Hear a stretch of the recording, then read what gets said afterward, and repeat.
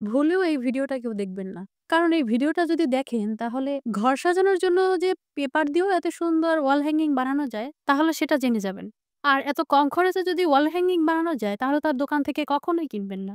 আসসালামু আলাইকুম। কেমন আছেন সবাই? আজকে আপনাদের সাথে ঘর সাজানোর জন্য ২ টি সহজ ওয়াল হ্যাঙ্গিং আইডিয়া শেয়ার করব। যেগুলো দেখতে দোকানের ওয়াল হ্যাঙ্গিং এর থেকে কোনো অংশে কম নয়। তো ফার্স্ট যে ওয়াল হ্যাঙ্গিংটা আমি বানাবো সেটার জন্য আমি নিয়েছি একটি কার্ডবোর্ড। কার্ডবোর্ডটিকে সার্কেল আকারে কেটে নিব। একটি অ্যান্টি কাটার দিয়ে কার্ডবোর্ডটিকে কেটে নিয়েছি। এরপর লাগবে হচ্ছে আমার পেপার।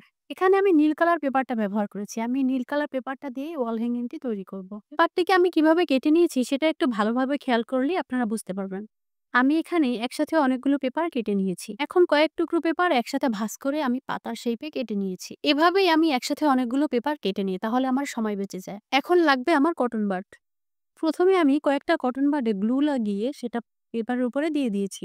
আর কতগুলো কটন বাড মাঝখানে কেটে সেটাও পেপারের সাথে সেট করে নিয়েছি। ওয়াল হ্যাঙ্গিংকে বানানোর জন্য আমার যতগুলো পেপার দরকার হবে সেগুলো অফ ক্যামেরায় আমি বানিয়ে নিয়েছি।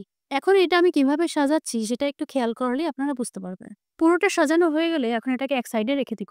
এখন আমি এখানে আরো ২টা পেপারকে সার্কেল করে কেটে নিয়েছি। এখন এক সাইড থেকে ধরে আমি তাকে ঘুরিয়ে ঘুরিয়ে কেটে নিব। কিভাবে কাটছি একটু খেয়াল করে দেখে নিবেন। কাটা হয়ে গেলে ২ টা আলাদা করে ছাড়িয়ে নিব। এইবার এই পেপারটাকে এক পাশ থেকে ধরে আস্তে, আস্তে ফোল্ড করতে থাকবো। পুরোটা ফোল্ড করা হয়ে গেলে নিচের যে অংশটা বাকি থাকবে সেখানে গ্লু গান দিয়ে আমি সেট করে নিব। এবার দেখেন তৈরি হয়ে গেল কতগুলো গোলাপ। এখন আমি প্রথমে যেটা বানিয়ে রেখেছিলাম সেটার উপরে গ্লু গান দিয়ে এই গোলাপগুলো সেট করে নিব। এখানে আমার বেশ অনেকগুলো গোলাপই বানাতে হয়েছে। এখন আমি এই ওয়াল হ্যাঙ্গিংটি দেয়ালে টাঙানোর জন্য পিছন সাইডে রশি দিয়ে দিব। এখন আপনারাই বলেন এত সুন্দর ওয়াল হ্যাঙ্গিংটি বানানো কত সহজ? নেক্সট যে ওয়াল হ্যাঙ্গিংটি আমি বানিয়েছি সেটার জন্য লাগবে আমার একটি কার্ডবোর্ড। এই কার্ডবোর্ডটিকে আমি সার্কেল আকারে কেটে নিব। এবার লাগবে এই ব্রাউন কালার পেপার।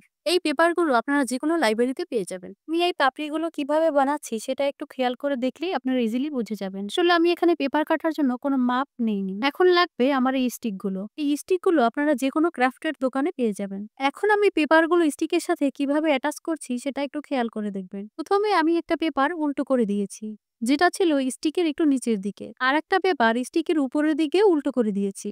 এরপর একটা পেপার আমি স্টিকের নিচের দিকে সোজা করে দিয়েছি। মানে হচ্ছে আমি ৩ ভাবে এটাকে সাজিয়েছি।